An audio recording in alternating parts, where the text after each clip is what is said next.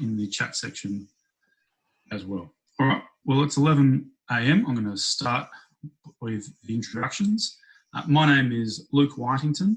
I'm the Executive Officer of the Search Foundation, and I'm the host for this event, which is co-hosted by Search, Union Aid Abroad AFEDA, the Maritime Union of Australia, the Electrical Trades Union and the United Workers Union.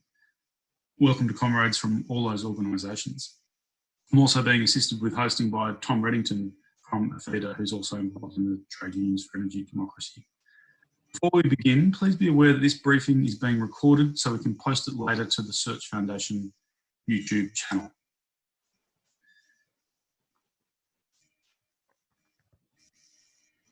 I would like to begin, as we always do, by acknowledging that we are meeting here in Australia on Aboriginal and Torres Strait Islander land. Sovereignty of this land was never ceded.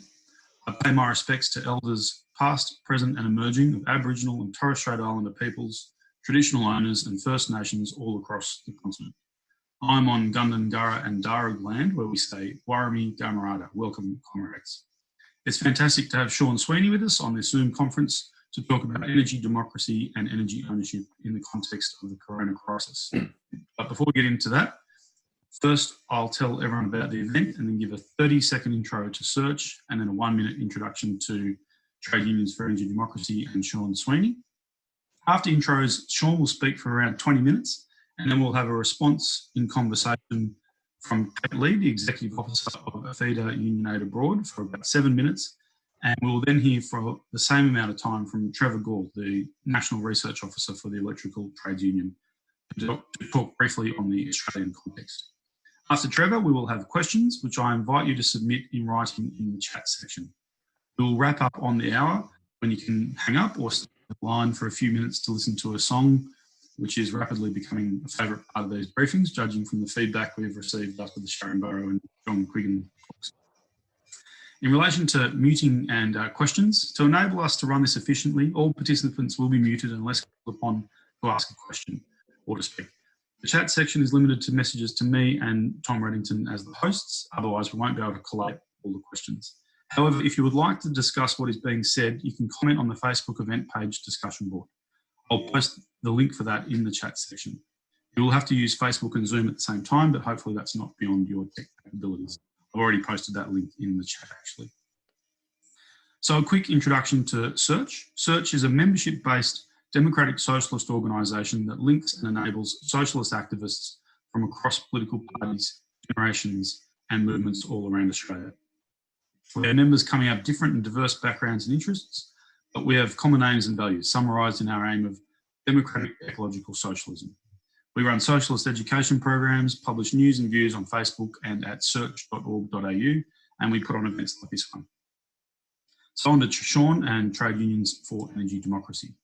For many of you, Sean needs no introduction as he's spoken at events in Australia previously, and many of you have worked with him on this issue. But for those who are new to him and to TUED, here is a brief introduction. Trade Unions for Energy Democracy, TUED, is a global multi-sector initiative to advance a democratic direction and control of energy in a way that promotes solutions to the climate crisis, energy poverty, the degradation of both land and people, and responds to the attacks on workers' rights and protections. TUED is a multi-partner initiative coordinated by the New York-based International Programme for Labour, Climate and Environment in cooperation with the Rosa Luxemburg Stiftung-New York office. Sean Sweeney, PhD, is the Director of the International Programme for Labour, Climate and Environment at the School of Labour and Urban Studies at the City University of New York. His extensive writings, podcasts and videos and presentations on energy democracy are available on the Unions for Energy Democracy website, which I'll link to in a second. He's a long-time leading trade unionist and climate and energy activist. Originally from the UK, he joins us live from New York, I've always wanted to say that, to talk about energy democracy and energy ownership in a COVID-19 world. We're delighted to have you online with us, Sean. Please tell us, what is energy democracy and what is the importance of energy ownership in the context of the COVID-19 pandemic?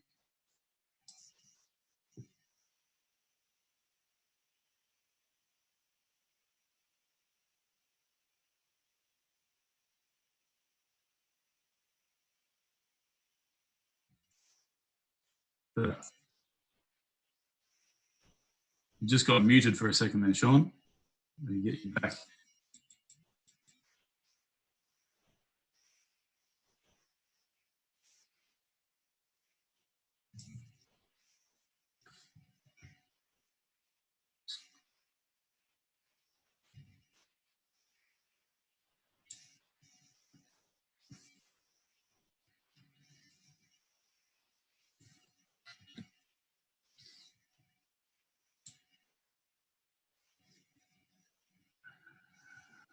Hello.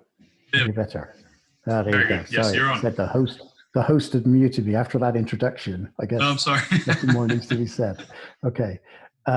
Thanks, Luke, and thanks, Search Foundation, for inviting me. And the question of ownership and COVID-19 and energy, of course, I think is there's so much turbulence. It's very hard to sort of land in a place where we're absolutely clear what the next steps will be. But I think there are a few things that may sound obvious but are worth stating. And I want to sort of share a screen, if that's okay, and just go over a couple of talking points that I've developed, and then maybe show some visuals about where things were before COVID-19 in terms of energy transition. Would that be helpful? Yep. Okay, so I'm going to see if I can do this now.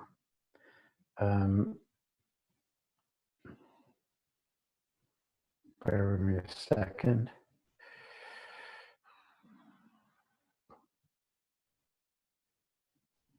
Great. I hope you can all see this. Can you give me a thumbs up, Luke, if you can see it? Okay, great.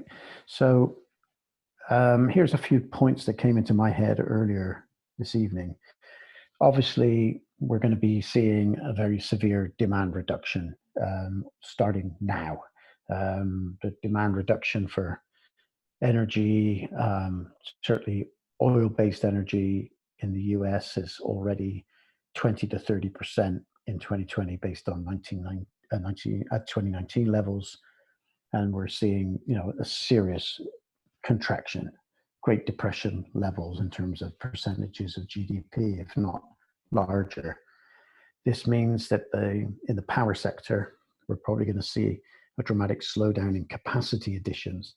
And that means renewables will probably halt, and so will all other forms of new generation are likely to be put on hold.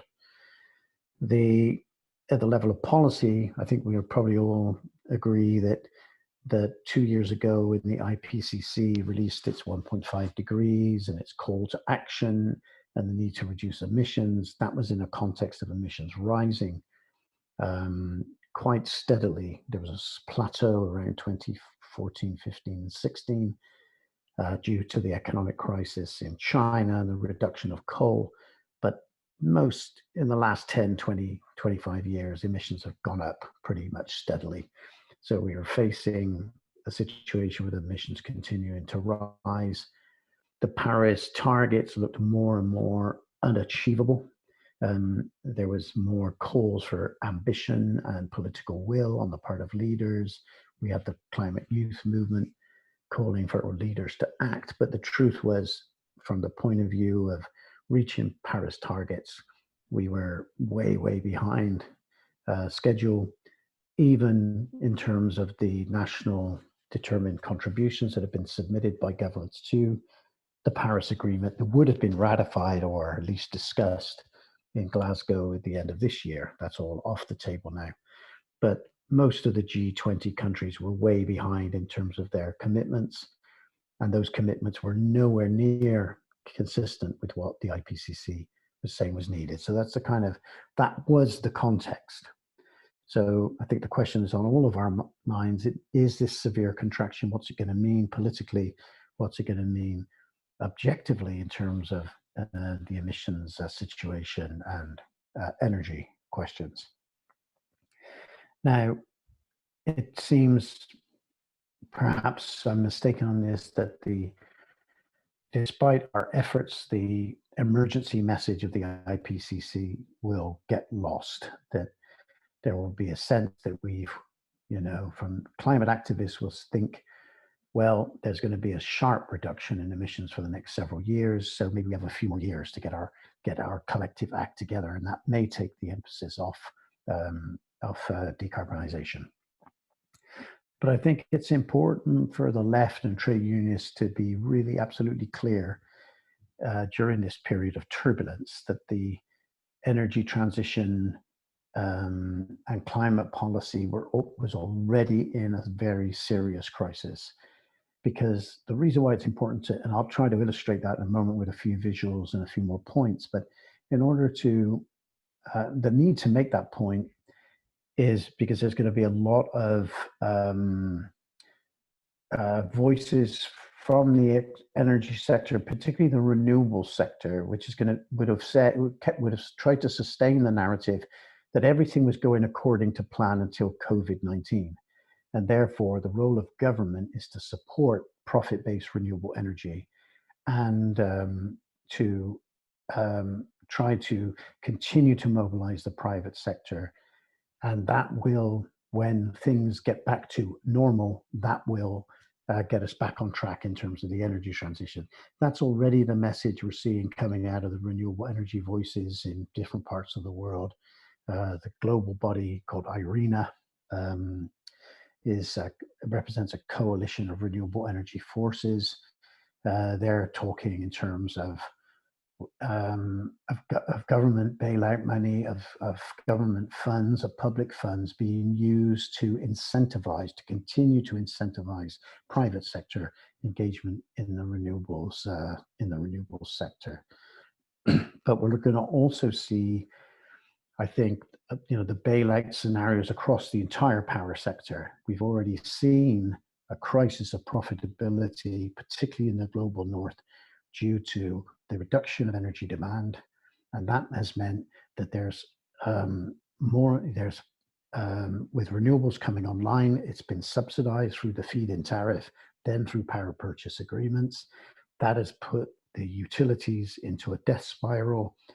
But national economies need the power generated by coal, nuclear, and gas, and renewables are not situated to replace that power. So then the next step is to offer assistance to the coal, gas, and nuclear interests. This has happened in Europe, the United States. It may have even happened in Australia, I'm not so sure. But in many parts of the world, capacity payments or capacity mechanisms are part of the policy scenario. So what we were pointing out in TUED, we've got almost ludicrous situation, whereas the free market or liberalization of the power sector has led to, which is the leading single source of emissions, has led to a situation where now everything is subsidized in order to guarantee returns on investment through capacity payments or power purchase agreements to private interests. This is not altogether well understood across the global left. So there's a tendency, I think anybody who knows about energy and climate and has delved into it seriously will know there's a tendency to defer to the basic arguments that renewable energy is cheaper, cleaner, and therefore it makes economic sense as well as ecological sense, and it can create more jobs. A lot of those arguments are true, but there's obviously major flaws in this private sector approach. Now, that assessment was, I believe, gaining traction across the labor movement internationally, because it basically withstood pretty much any serious interrogation pretty easily. Now we're in a whole new set of circumstances around COVID-19. So I think the question is, will the prospects for public ownership be strengthened or weakened as a result of COVID-19? I would say there's a danger of a slow return. It could take 3 years, 5 years, to the kind of the neoliberal energy normal, which is about incentivizing the private sector. And I think we do have an opportunity, maybe perhaps anchoring the argument in what we've seen with the neglect of public health systems in places like the UK and Italy. When you neglect these vital services, you pay a price. In the case of energy, the neglect of the system-wide approach to the energy transition is absolutely essential. To privilege renewables against the incumbent generators is a mistake, because it leads to this death spiral situation, and we end up having to subsidize the non-renewable sources of energy. So the case for public ownership was already really strong. Question, I think, is in front of us is, how can we use the current crisis to make a stronger case? And especially as we're going to see probably all sectors of the economy, certainly the energy sector, the power sector, calling for some kind of bailouts. In the US, the call by the oil and gas industry is for the government to purchase surplus capacity and store it, which they've agreed to do. The question is, how much can you store? So we've got a situation, I think it's probably a global reality, with a contraction of 20, 25, 30, maybe even more percent in terms of oil use. What's going to happen in terms, you're going to see a crisis of profitability. And either that crisis is addressed through some kind of handouts or financial assistance that goes straight into the hands of private corporations, or governments can move in and take over or take an equity stake, at least, in these interests. There is, I think, a narrative, certainly in the US, I've seen it, and I've seen it in amongst some of the large environmental NGOs, that this is the game over for the oil sector in particular, the game over for the gas sector because of this crisis of profitability. And I think that's a really huge mistake, because until we find an alternative to oil in the case of, aviation, petroleum, diesel, whatever, the whole sectors around transport, until there is a viable alternative, and it would have to be a public alternative, then sooner or later, this is going to come back and the oil sector will revive. You'll remember in, I think, 2012, 2013, the crisis in the price of oil, which almost bankrupted companies all around the world, was due to the overproduction of shale oil in the US, which was then, you see all the Saudis and others retaliate by producing more oil, bringing more oil online.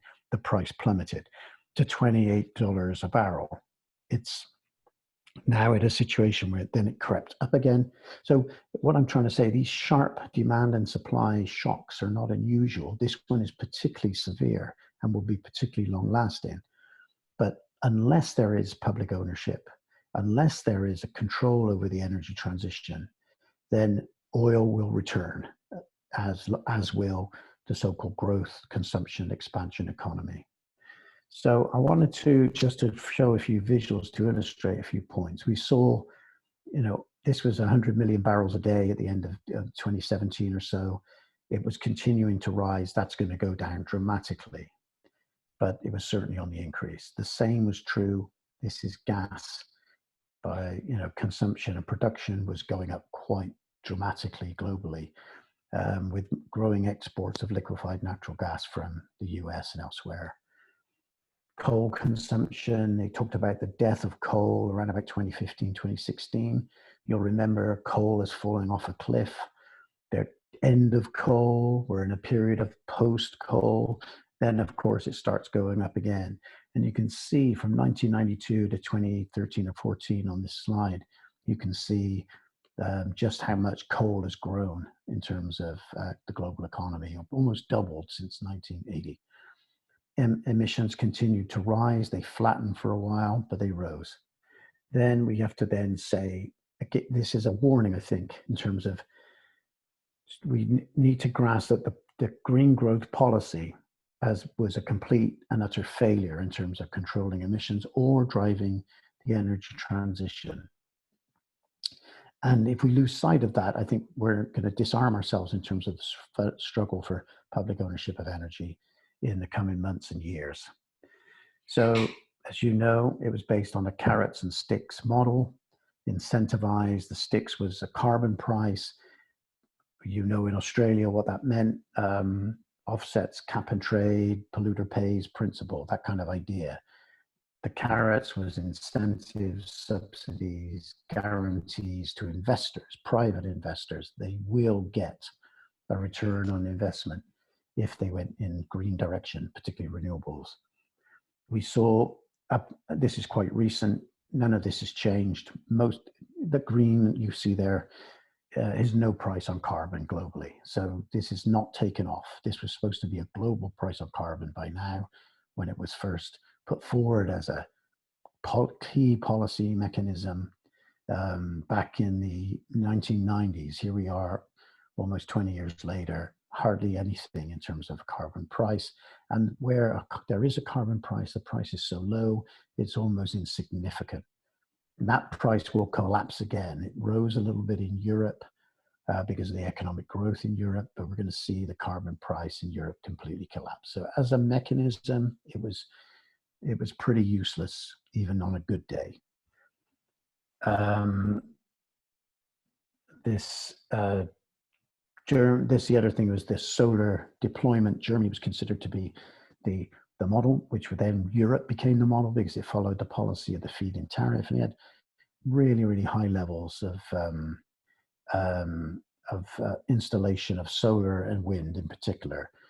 That, though, is now turned into a completely opposite direction all across Europe, all across the OECD countries, where the removal of the subsidy, which was being passed on to end users, became so onerous. There was so much political pushback. It helped fuel the rise of the right in Germany and elsewhere, that the feed-in tariff was abandoned and phased out and ended around about 2017, 2018. Since then, the policy has been to go towards competitive bidding, auctions, and what have we seen in Europe? Here's, first of all, global investment in clean energy. This is long before COVID. You can see the blue, that's the rest of the world. The red is China. So if you take China out of the picture, you'll see a decline in investment in clean and renewable energy. This is Germany. You can see, look at the solar, the yellow there is the solar sector. You can see the collapse of investment there. This is Europe as from 2004 to 2017, very, very sharp declines in investment. And now to bring it up, this is China. You've got a situation where up until, in fact, it even fell even further in 2018. So you have a sharp decline in investment. So this is a little graphic I put together, not very interesting, but basically, as long as the energy transition is tied to private profit and subsidies, then we're going to be, we're not going to reach the climate targets, and we're not going to reach the decarbonization goals. What COVID, I think, let me just finish with a few, or add a few more slides here. We saw this is the demand growth, this yellow line there. You can see that even if you include nuclear, so-called low carbon hydro, solar and wind, was falling way behind the demand for electricity. That's going to change with the demand contraction, but you're also going to see pretty clearly there's going to be a decline in the levels of deployment of renewables, which will be tied to demand. I won't go into this slide, but it is really interesting. It shows the amount of gigawatts added in the last 10 years for wind, solar, and hydro, and you see it outstrips the coal, gas, and oil. This is mostly in the power sector. The problem with that is coal, gas, and nuclear produce power 80–90% of the time, whereas wind and solar produce power between 15 and 40% of the time. So the capacity factor, if you factor that in, means that you're in a situation where there's actually more power being generated by coal and gas over the last 10 years. And there we see, this is world energy consumption, where wind and solar stands in that picture. And I'm going to skip over in the interest of time, but basically the atmosphere, I think, in amongst the liberal climate community, with its neoliberal economic approach, was really total desperation during up until COVID-19. It's just that most of the environmental movement and many unions hadn't really fully grasped, I think, what was really going on in terms of that crisis. And it's so important that we understand that a return to the pre-COVID situation with more and more subsidies for private energy interests is not going to deliver the decarbonization targets. I'm actually, because of the time, I'm actually going to stop there and say just add one more thing. Is I think there's such a global convulsion going on, so much turbulence, that the time for unions to be very bold about a global public goods approach, not just to energy, but all public services, to really put to the sword the whole neoliberal energy for profit or public services for profit approach. This seems to be an opportunity that we could take if we're clear about it. My own personal criticism, if you like, of the global trade union narrative is it is very keen to emphasize social partnership, social dialogue with employers. Okay, that's fine from a trade union point of view. But if it's a social dialogue about the future of the human species in this time, and it doesn't have on its agenda or on the agenda for discussions the questions of ownership of vital services like energy, of how to develop a global public goods approach at the level of policy to energy transition, if we're not putting that forward, we are really remiss, I believe, in terms of the current situation. Are the opportunities better or worse? I don't know, and I'm really looking forward to hearing from the comrades to see if they've got any insights on that. But I think this is a time now to really encourage and work together as unions to put forward this pro-public position and develop it in full, flesh it out, and take it down to our memberships wherever they are, and put the case that public services, vital public services, are absolutely essential. During this pandemic and after the pandemic, we need a new world to come from the sort of the inhalers and masks of the old, So I guess I'll stop there for now. Thanks. That's fantastic. Yeah, I think it's always funny with the Zoom thing. So I'm sure everyone's clapping, applauding that, particularly your sign off there. We've create a new world from the ashes of the old. We are ripping through it. We're going very quickly. It's lots of comments about the material you've presented, but we won't delay and I won't editorialise at all. I'll go straight now to, as a response in conversation, as it were, to Kate Lee, the Executive Officer for the FEDA Union Aid Abroad and participant in Trade Unions for Energy Democracy. I'll call on you, Kate, to speak to and respond to what Sean has said. Great, thanks, Luke. Can you hear me? Great, okay. Look, thanks for the introduction, Luke. And I also want to start by acknowledging Aboriginal land. I'm here on the land of the Gadigal people of the Eora Nation in Sydney, and sovereignty was never ceded. This will always be Aboriginal land. For those people that don't know Union Aid Abroad, just briefly, Union Aid Abroad, FEDA, is the global justice organisation of the Australian Union Movement, established in 1984 by the ACTU, and works with unions and community organisations organising for equality and justice internationally. Look, thanks to Sean for his very comprehensive and sobering overview. Look, what I planned to do today was link into this debate by focusing on the role of the international finance institutions, particularly in the Asia Pacific region, and our fears that business as usual will continue for them in the approach that they've had in terms of forcing a neoliberal energy agenda in the global south.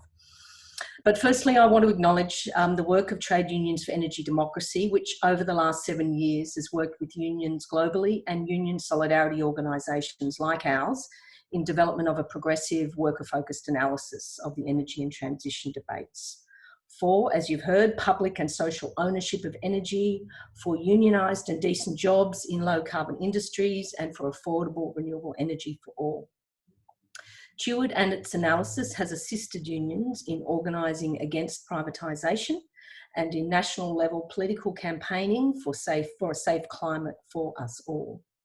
The information I'm going to discuss with you today is indeed drawn from research that TUED assisted us with for Indonesia, Vietnam and the Philippines, and I acknowledge Sean, his co-worker John Treat and FEDA's Tom Reddington for their work in this respect.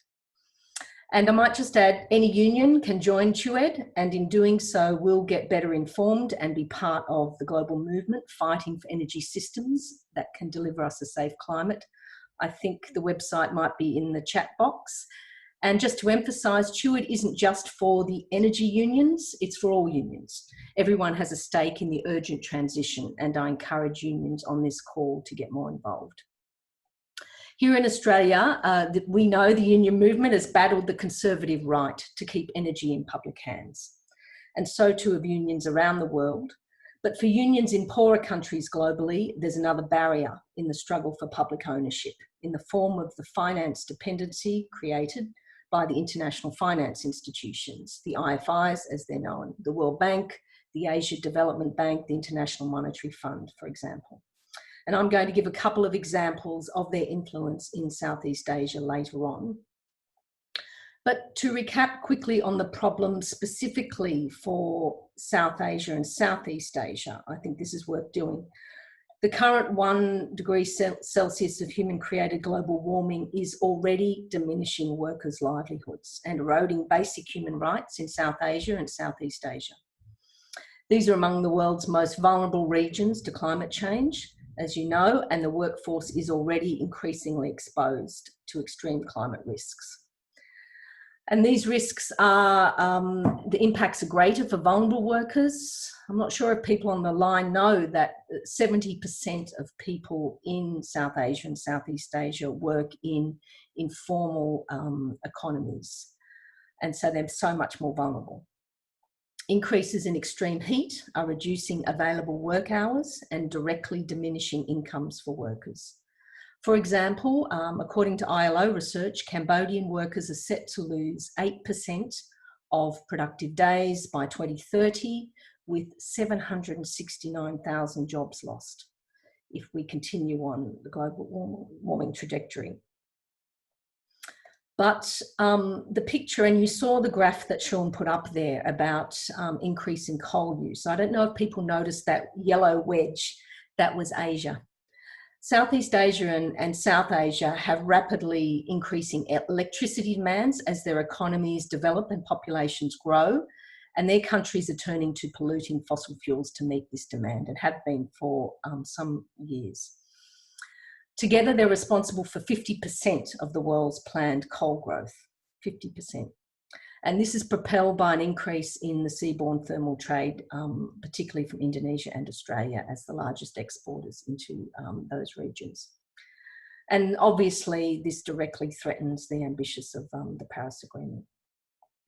Since 1997, since the 1997 Asian financial crisis, the IFIs, the international finance institutions, have imposed neoliberal policy on capital-starved developing economies of Southeast Asia. The energy sector has been a key focus, and the IFIs have actively imposed for-profit motives through privatisation, deregulation and liberalisation of energy. And this has led to increasing prices for households and industry. It's eroded trade union power. And while the reforms have met widespread protest and resistance by workers and unions and civil society in many countries, the impact has been brutal and devastating.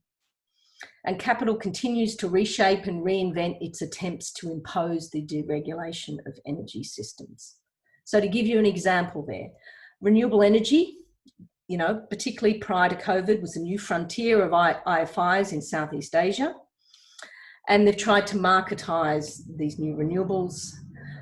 There are no examples that we know of unionised decent work in new renewable industries across the region. And IFIs have made greening synonymous with neoliberal approaches. So they've encouraged the growth of private models in new renewable energy, such as IPPs or independent power producers. So while there has been some growth in renewable energy jobs, they've not been good jobs representing decent work with trade union rights.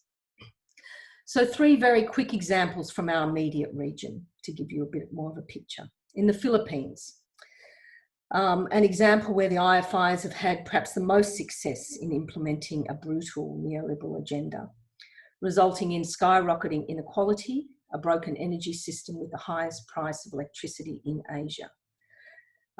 Totally unaffordable, and 10% of the population has no access at all. Decent work has been eroded and unions have been brutally crushed in that sector.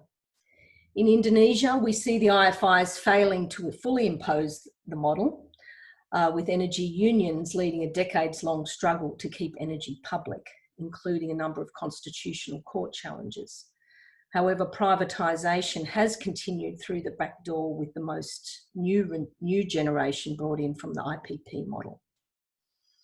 Vietnam, perhaps, and partly because of its political system, provides an example of some resistance to this approach and the success of an alternative public goods approach in some respects.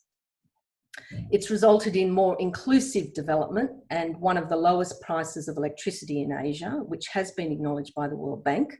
But despite this, the World Bank continues to push its agenda, and Vietnam is currently grappling with large-scale, what they call equitisation, which is their equivalent of privatisation of the state-owned energy sector, including one of the largest pipelines of thermal coal in the region and indeed the world. So I don't have much more time than that to give you a little bit of an overview, but in terms of some of the points that Sean has made earlier, you know, one of our fears is that we've heard even in recent weeks that, you know, the IMF has acknowledged what they're calling non-traditional approaches of government right now under COVID.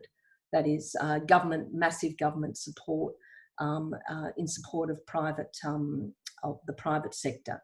But they also expect things to bounce back to the way they were in business as usual. So we're concerned that there won't be much reprieve from this agenda from the IFIs. In closing, AFID has been working with unions in the Asia-Pacific region on concrete projects to challenge the impacts of this agenda and to build support for renewable and democratic controlled and public alternatives in terms of energy. And I don't have time to explain those today, but for more information, you can go to our website, which is www.afida.org.au, or contact Tom Reddington, who's our climate and energy organiser, via our website. We really welcome your interest and involvement, and so do get in touch. As Sean said, right now, unless we also reinvent our notions of solidarity between the global north and the south, we won't be able to hold back, our fears won't be able to hold back the tide of the IFIs and their continuing agenda. And so we're looking for new ways in which we can link global north countries like Australia and Europe in support of these campaigns and demands in the global south. So I'll leave it there. Thanks, Luke. Brilliant. Thank you, Kate. And thank you for giving your self-introduction in the interest of time. Thanks for, thanks for doing that. I'll do the same with Trevor, except to say that Trevor is the National Policy Research Officer for the Electrical Trades Union. And again, to give a response in conversation, as it were, for a few minutes, and then we'll move to open questions. So please take it away, Trevor. All right, thanks. A quick thumbs up to let me know you all can hear me. Speaking, good one. So I'll begin by acknowledging I'm on Wurundjeri country, the Woiwurrung language groups, and I think it's important to note that there can be no energy and climate justice without First Nations justice. What I'm going to try and do is take you on a very quick journey through, I guess, this macro perspective that Sean and Kate have outlined, and give you some perspective of what all of these neoliberal approaches have looked like in Australia, to perhaps give you some sense of the scale of the challenge that we're up against. So I'm going to try and share my screen here, which hopefully should work. And like yes, I said, let you go through a couple of different topics.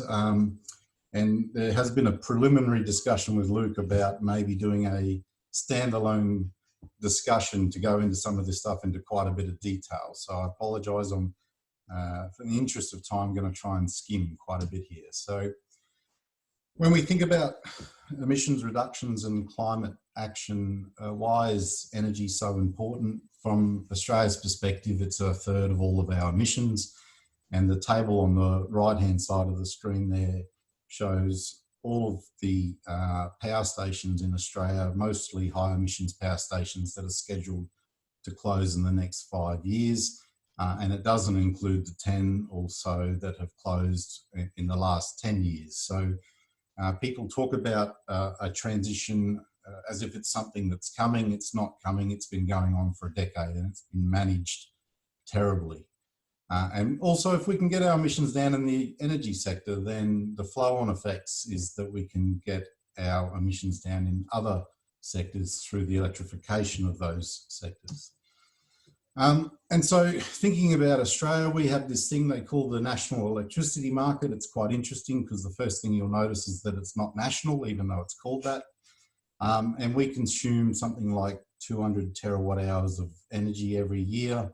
About a quarter of that is consumed by households, a quarter of it by businesses, and the other half by the mining, manufacturing and agricultural industry. So you can see if we can lower emissions in the energy sector, then straight away 50% of all consumption will have a compounding effect. So it is critical. And whilst the Northern Territory and Western Australia aren't connected into our national electricity market, they are regulated in the same sort of fashion and face the same challenges. So in the mid-90s, Australia experienced some of the cheapest electricity prices in the world, and December last year, we were sitting around some of the most expensive electricity prices in the world, and very hard to compare apples with apples because of all of the strange things that they've done with our network. But we've got to benchmark it. You pick a reference point and do your best to try and get an equivalent. But, you know, it's not all privatisation. It's, if you look around our country at various components of our energy network, largely there are still large sections of Australia which are public owned. But despite this table presenting that in a fairly binary fashion, the concept of private and public is not binary. Some of those privately owned that I've flagged up there are technically still owned by the public, but they've just been given 100-year leases to private, normally multinational corporations, and quite often, very often in the energy industry in Australia, foreign governments buy our energy assets more than individual corporations. And then when I talk about the public owned, that what still is publicly owned, often it's public owned but not democratically controlled through these issues of corporatisation and marketisation of the energy sector. And so if we're going to talk about those issues, we're probably best exploring them through some of the information in an Australia Institute report with that title. I'd encourage you to look it up, the privatisation, marketisation and corporatisation of the energy sector. And what we see in 20 odd years of this neoliberal approach is, if you look towards the bottom of this table, the blue collar workforce, despite the rapid expansion of the energy systems in Australia, the blue collar workforce that actually goes out and does the work has only grown by about 15% in that 20 odd years from 96 to 2016. But managers and sales workers of all people have exploded, and you'll see that sales worker figure broadly defined, 396% increase, and that's increased even further since 2016. And we look at the impacts of privatisation and profits. Here's a $1,855 a year electricity bill from AGL. Of that, about 1/4 of that person's annual power bill is profit. What we also know from that report is about $80 per year of that power bill goes to AGL advertising to you to buy the electricity that you're already buying. That's an essential service. And I won't even get into the profits that the CEOs make. Energy companies are notorious tax avoiders, which obviously starves public revenue, which obviously starves our capacity for infrastructure investment and expansion.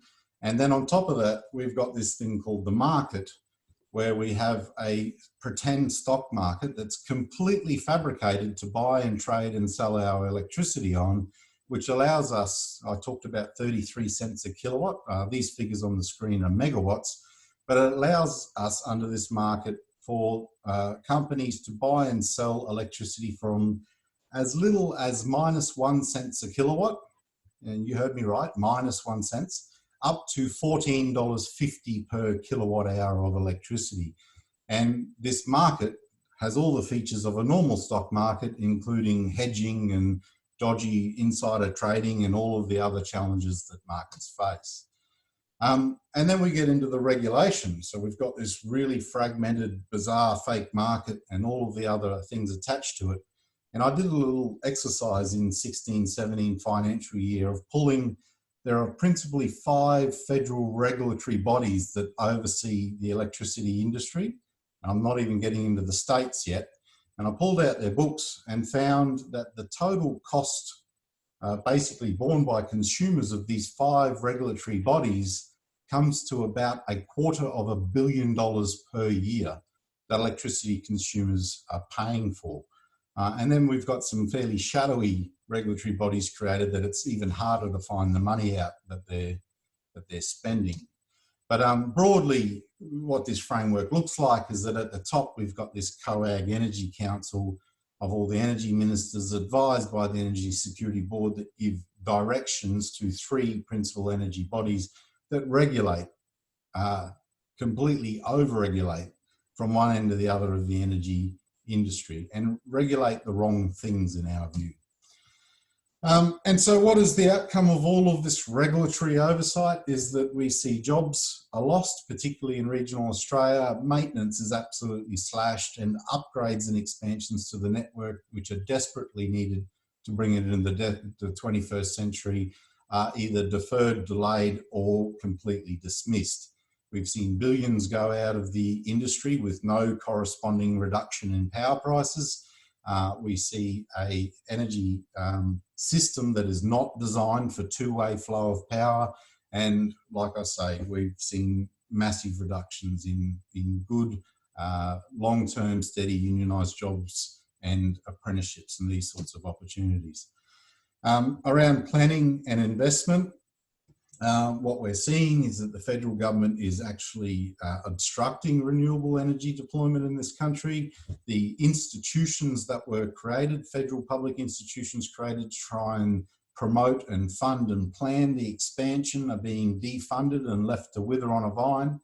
And in fact, some states we're seeing have acknowledged how broken the system is by actually passing legislation to start extracting themselves out of this national electricity framework because it's simply not working. And then renewables. We've got quite a bit of deployment in renewables has occurred, but the story's the same. You know, who'd have thought the Australian story is the same as the Philippine story, but it is.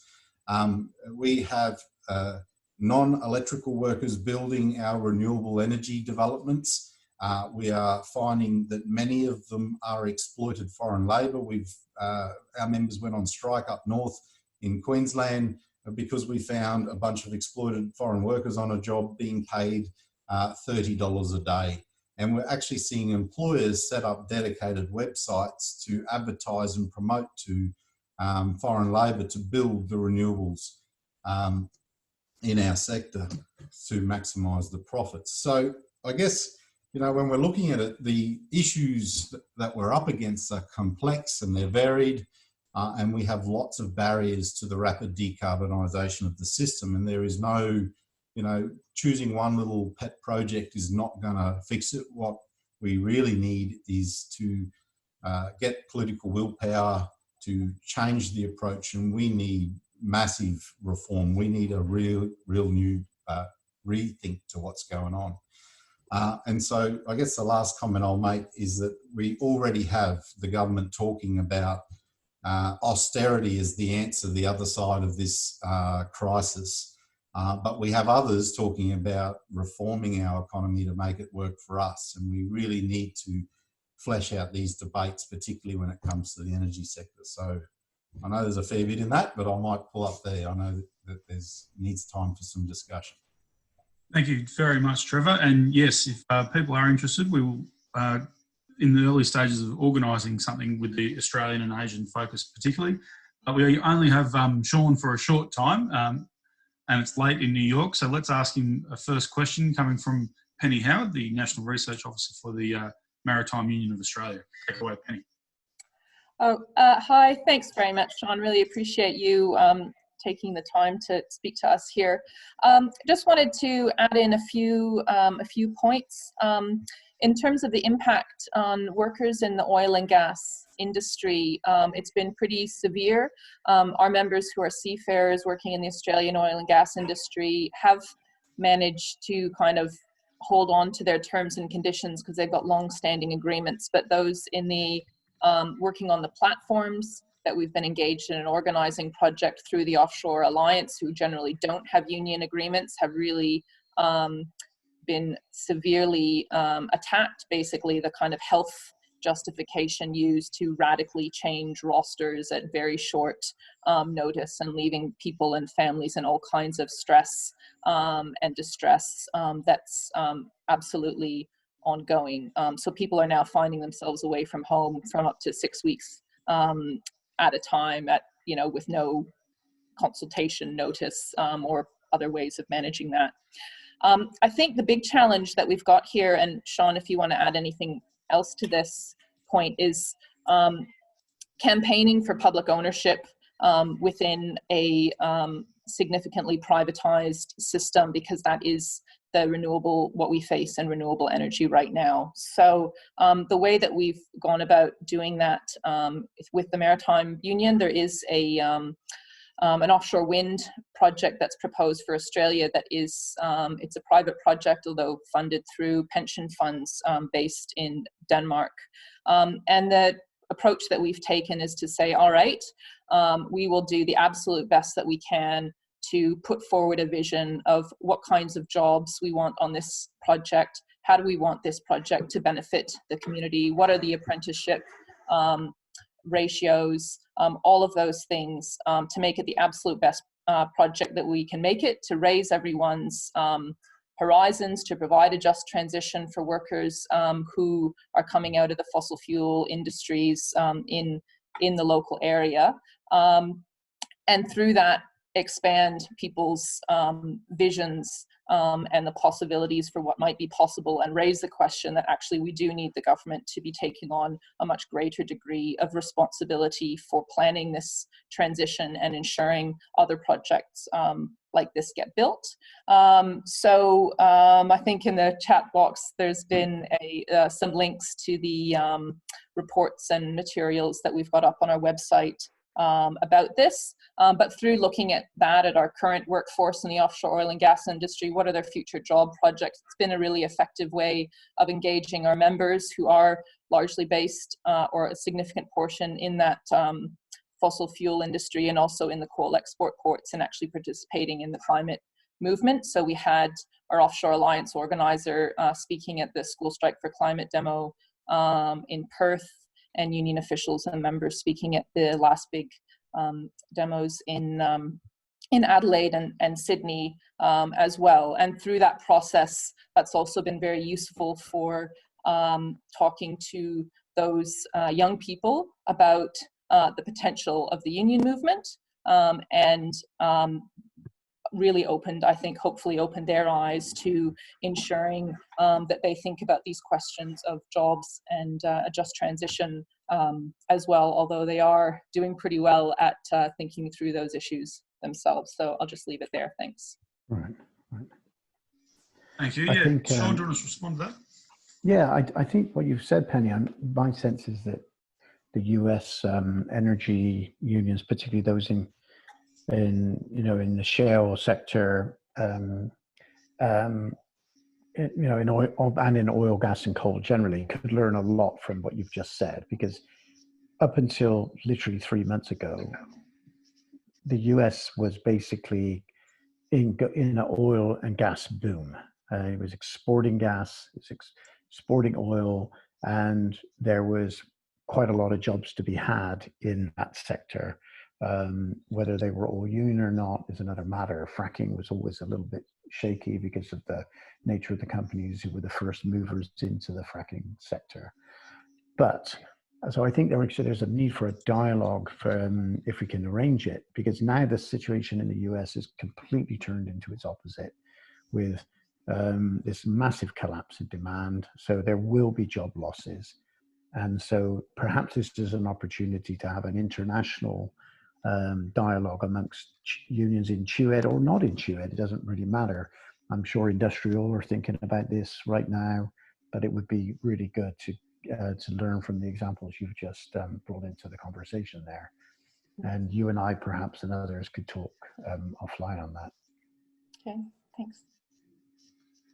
That's great. I have a question now, if she's still on the line, from Huang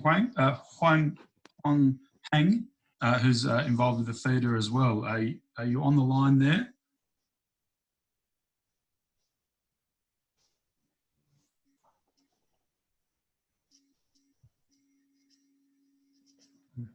Huang? Yep. Hello. Hello. There you go. Yep. You're in. Yep.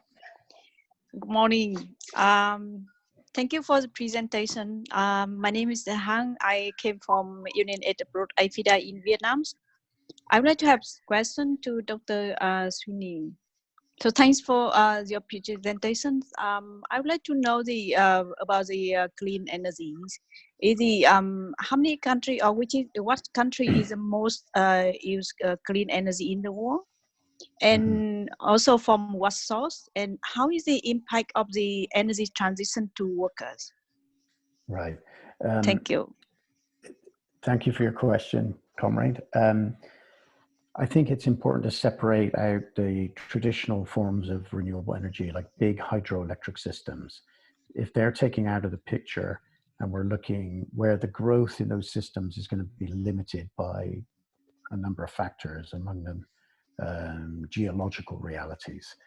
So if we take that out and we look at modern renewables, wind and solar in particular, we see that the area of the world that's had the most penetration per person is the European Union, and particularly Germany. But there are 3 or 4 countries in the European Union, which is the UK, Germany, Spain, Italy, that are way ahead of even the entire European context. But I think it's important to, in terms of how we shape our approach, the public approach, is that the growth of renewables has brought with it a lot of other problems around, in terms of the instability of power systems when they're done through the market. So you've got a situation where the price, if on a windy and sunny day, the price plummets down to nothing. And then the main generators who are needed to provide electricity during the nighttime and the winter months are bankrupted. So we've got this, the market model is failing. So the penetration of renewables is relatively high, but the highest ever recorded consumption of renewable energy, if we just wind and solar in Europe, was 30%. And that was in July 2017. And 2 weeks later, it was 5%. So you can see the massive fluctuations which are come with renewables. And I think we should, in the future, in the coming months, because we will have an opportunity to have deeper discussions, we have to get a better understanding of some of these technical challenges and how they can be overcome. If it's based on private markets, that won't happen. If it's based on public energy systems, then we have a better opportunity to manage those technical challenges. The other country I would talk about is Uruguay, which a left-wing government there went on a wind development program. Largely because it imported much of its gas and coal for electricity. So it was a straightforward proposition of doing domestic wind and not importing gas and coal. However, the technologies were done through private companies through a power purchase agreement model, but the state retained 51% ownership of the installations.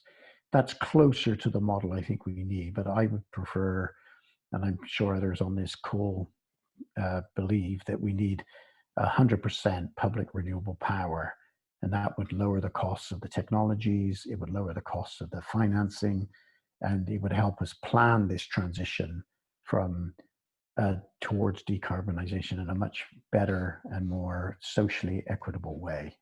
So I'll stop there.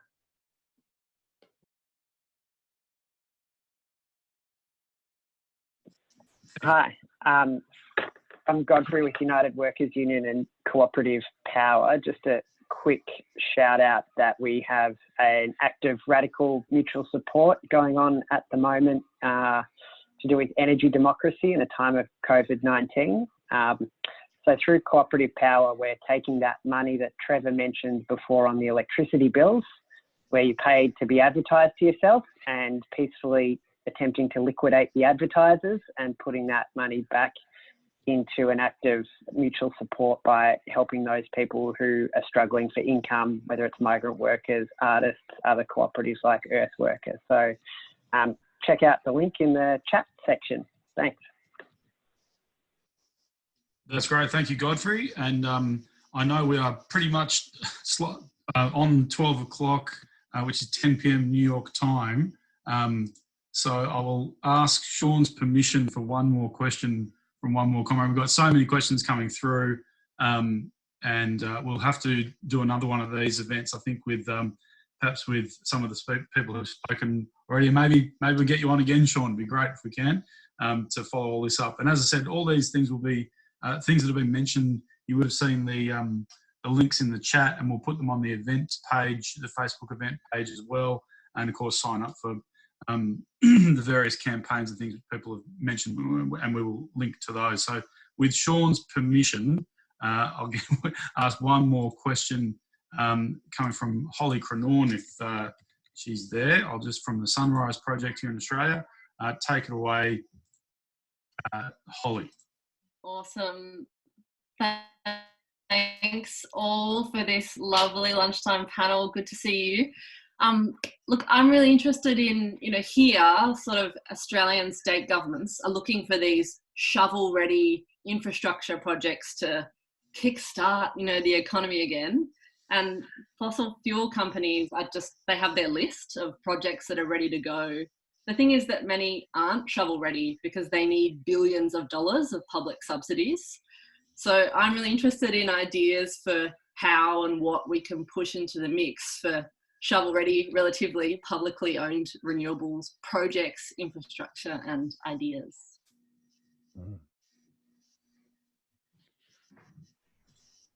Thank you, Holly.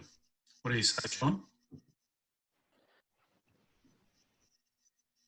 Can you hear me, guys? Yep, real good. Yeah, I'm not sure. I think the comrades in Australia would be better placed to answer that that question. So I'll defer to someone like Trevor or others, or Kate or somebody who might know the answer to that one.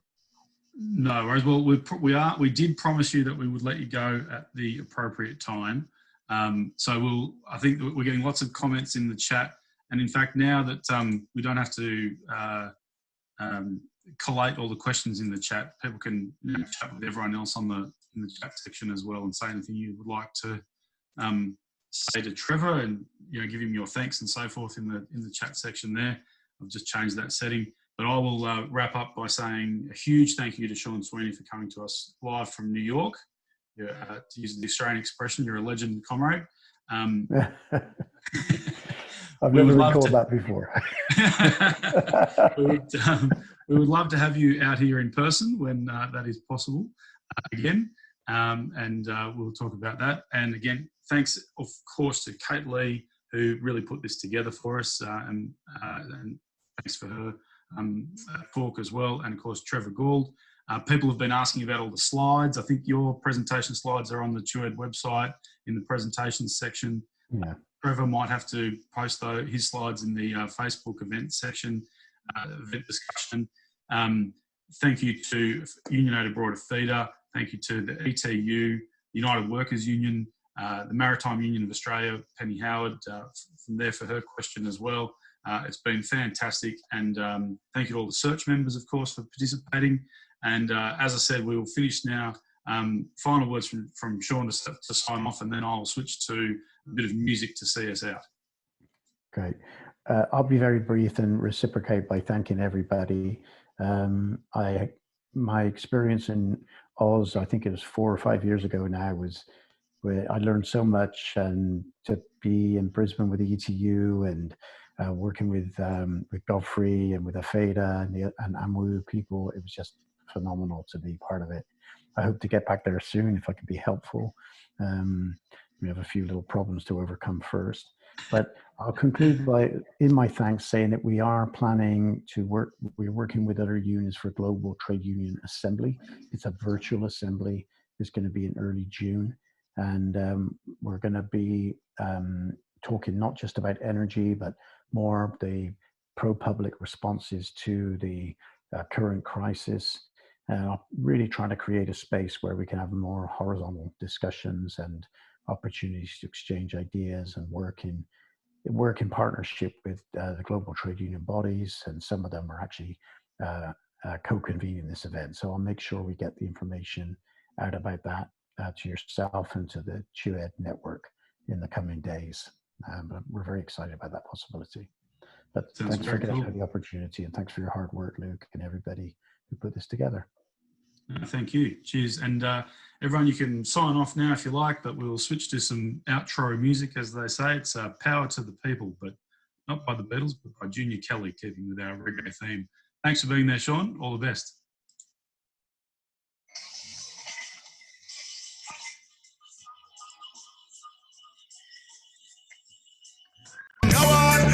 Not gonna be the same, nothing not gonna be the same, yeah.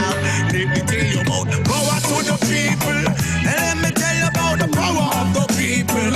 And if you take away the power from the people, people are gonna rise up, cause of some people stand, yeah. Power to the people, come let's get together, be some powerful people. And if you want